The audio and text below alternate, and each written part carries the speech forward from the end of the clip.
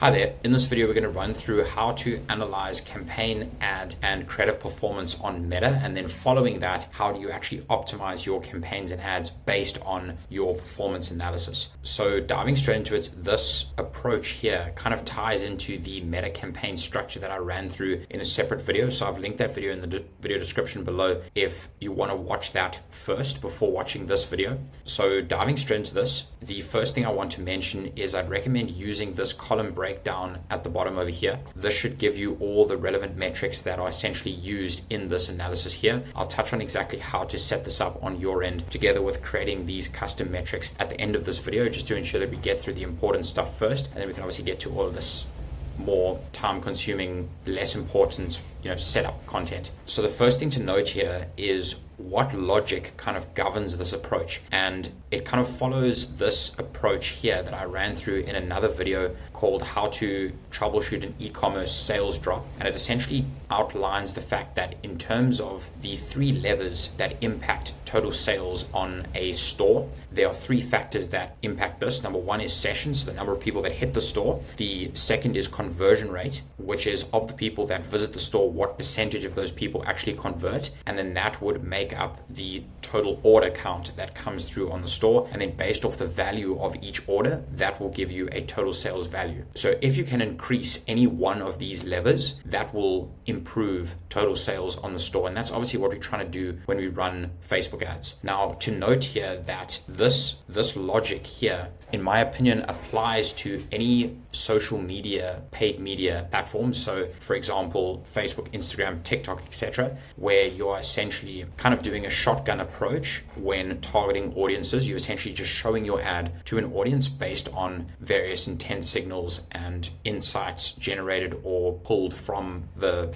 social media platform itself. This approach is very different to a search engine. So for example, Amazon PPC, Google, Bing, etc. Those are obviously search engines, and I have recorded a separate video on how to analyze and optimize ad performance there. With a social media platform, as I mentioned, you're kind of doing a shotgun approach, whereas on a search engine, you are doing more of a sniper approach where you are bidding on a specific keyword or a specific term based on a user's specific search intent and a specific search term that they are placing into that search bar. So two completely separate approaches, but this approach here in terms of the three levers in e-commerce, in my opinion, applies to any sort of social media based platform. So following this logic, when we spend on paid ads, the lever that we are increasing here is sessions. We're obviously pushing more users over to the store. Now, it's pointless us pushing more users over to the store if that traffic is poor quality, because poor quality traffic will obviously decrease the conversion rate that you see on your store. So that's essentially the logic behind this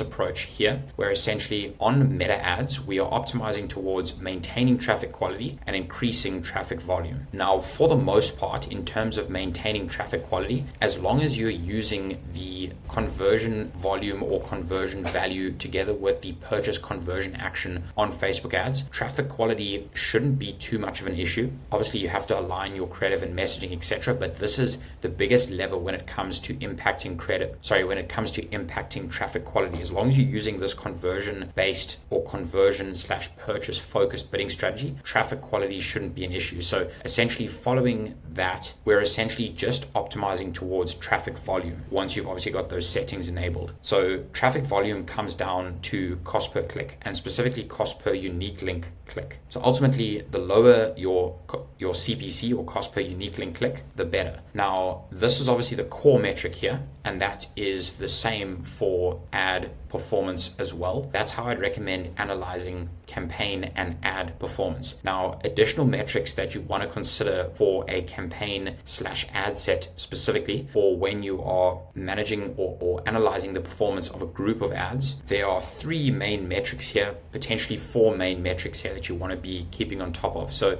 CPM or ad cost, this is the cost that Meta charges you to serve your ads to 1,000 users. So CPM, cost per 1,000 impressions. Then the second metric here is link click-through rate. of the people who see your ad, what percentage of people who see your ad actually click on your ad. So clicks divided by impressions. Then third here is frequency, and this is on average, how many times is the average user seeing an ad from this specific campaign or ad set. And then CPA or ROAS, most of you should be across this already, cost per acquisition or cost per purchase, and then return on ad spend. I wouldn't recommend focusing heavily on CPA and ROAS, and I'll give the exact reason for that in just a second. Now, in terms of time frames, and again, just for reference, I've put this image in the video description below if you want to pull this up on your end to make it easier to kind of cross-reference this or keep track of all these figures. So in terms of CPC, I'd recommend kind of referencing that over the past 3 to 4 days to see how overall ad performance is trending in the recent days in terms of what to action within the account. The same with click-through rate, and then frequency at the group of ads level. 14 to 30 days CPM, pretty flexible. This generally stays pretty consistent no matter how long the ad has been running. And again, that can be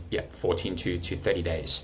Now, just before we carry on here, what I'd recommend doing in terms of the approach to managing your account is, and I've seen this a lot with people who buy courses, clients that I've interacted with that buy courses. A lot of the time, the course kind of gives them specific metrics to hold their account to, and this is kind of a one-size-fits-all, where this is never the case for any brand. Every brand is different, and these metrics will vary drastically between, different brands and different niches and locations, like I've mentioned down here. So what I'd recommend doing is putting focus on understanding what the metrics are actually telling you about user behavior, and then optimizing your ads and campaigns based off that. So following on from this breakdown over here, this is just an actionable approach to using these metrics and essentially understanding what these metrics are telling us. So just in terms of cost per click is a derivative of ad cost. So what Meta is actually charging us to serve our ads to 1,000 users, and then our click-through rate. So what percentage of the people who are seeing our ads actually click on our ads. Cost per click is essentially a factor of these two metrics. So CPM is a metric we can't really control because obviously Meta charges us a fixed fee to serve specific creative to a specific audience that will vary according to the different audience niche you're in. We have full control over click-through rate. Click-through rate is a representation of how engaging the ad is as a whole, because obviously the higher the percentage is of people who see the ad that actually click on the ad, that kind of tells us how engaging that ad is. So in terms of cost per click, that's obviously a factor of CPM and click-through rate. So essentially, if we have a high CPC, so poor ad performance because it's a high CPC in comparison to the rest of the account. If we have a consistent CPM and a low click-through rate in comparison to the rest of the account, that indicates an ad or creative problem. If we have a high click-through rate in comparison to the rest of the account and a consistent CPM and a high cost per click as a result of that, due to that CPM being high, ad and creative quality is good, but we need to try different angles and different approaches to potentially target that audience from a different angle and therefore build a lower CPM by Meta. In this case, we really have kind of little control over trying to decrease these CPCs in comparison to this scenario here. Now, this fourth option down here, and this is, in my opinion, critical to understand, especially the difference between managing ad set or campaign level frequency and ad level frequency. So what does frequency tell us? Frequency tells us how many times a user has been hit by that specific structure in that specific time period. So if it's a campaign, let's say our frequency is a 3 and we have set that count to the last 30 days. This will tell us that this specific campaign that we're looking at has hit the audience or each user in this audience 3 times. So the campaign has targeted each user 3 times. It doesn't mean that the same ad has been shown to that user 3 times. It's just ads from that campaign have been shown to the average user on average 3 times. However, on the ad side, that's obviously when we can see how many times on average a user has seen that specific ad. So if, for example, frequency on an ad was 2 in the last 30 days, that would mean that in the last 30 days, on average, the user or a user in the audience that we're targeting has seen this ad a total of 2 times on average. And this differentiation between ad frequency and campaign frequency is important to understand, because oftentimes creative fatigue is misinterpreted by analyzing campaign frequency rather than ad frequency. So that kind of leads into this scenario down here. So if we have a dropping click-through rate and increasing frequency, what does this mean? We're obviously targeting the average user more times because frequency is increasing and click-through rate is dropping, meaning that engagement on this creative is dropping. And that's a clear sign of ad or creative fatigue. On the other hand, if we have increasing frequency and dropping, and this is at the ad level. On the other hand, if we have increasing frequency and dropping click-through rate at the campaign or ad set level, this is likely audience fatigue, not necessarily creative fatigue, meaning that we are simply starting to target this specific audience too many times, and therefore engagement on the entire bucket of creative that we're using and bucket of ads that we're using, engagement across that entire bucket is dropping as a result of this audience seeing our ads too many times. And there are 2 options here. The main one is to increase your exclusions on that campaign. So for example, if you're only excluding 30-day visitors, website visitors, expand that out to 90 days or 180 days. The same goes for purchases, Instagram engagement, Facebook engagement, etc. And the second option here to decreasing audience fatigue is to expand your, which I'm going to add in here, which I forgot to add, is expand your creative diversity within the account. Often certain styles or types of creative will associate with and align with different users better than others, and therefore the campaign will obviously prioritize the users that interact with certain content better than others. So if you want to expand the audience that you're targeting, especially when you are running broad targeting, which is what I'd recommend based on this structure here, ideally you want to increase the diversity of that creative that you're using to potentially appeal to a much wider audience within your niche, and therefore obviously expand the audience that you ultimately serve to. Then down at the bottom over here, which is a common occurrence as well. So if, for example, you have increasing frequency but a stable click-through rate on your ad set or campaign, that simply means that your audience is getting more heavily targeted by that campaign. So that audience is seeing your ads more times, but they're still engaging just as well as they did before. So this scenario, I'd say, is okay. So that's why I said here, leave, but watch carefully, because click-through rate may drop within the foreseeable future. In this case, it's highly likely that the audience simply needs more touch points before interacting with your brand further. Meta obviously picks that up and starts serving that audience different sequences of ads and more ads in that sequence to kind of build that total sum of touch points with that audience. So in that case, again, I'd kind of leave it as it is there, but just watch that. But that's just something to keep in mind. Then just in terms of the ad specific metrics, obviously that's broken down here, pretty self-explanatory. So I won't touch on that. Obviously very similar to the campaign and ad set. So just to give a quick example of an ad analysis here, as you can see here, we've got 2 specific ads in this scenario and this specific ad here, and this is broken down by week. As you can see, cost per click maintained roughly consistent over this first 4-week period. Click-through rate was pretty solid across that entire period as well. And then frequency also reasonably consistent over that first 4-week period. Then as you can see here, frequency increased up to a 2.3 in that final week.